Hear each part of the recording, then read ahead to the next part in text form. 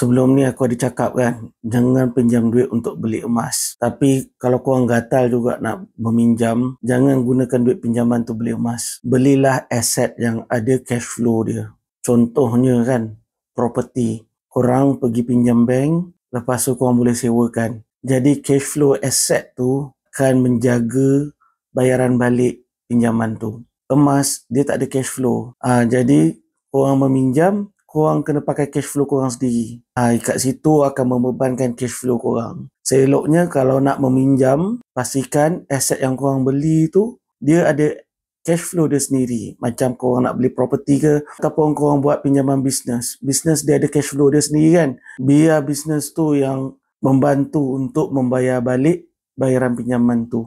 Ini untuk orang yang memang nak meminjam lah. Cuma aku nak bagi tahu juga, benda ni atas kertas memang nampak cantik.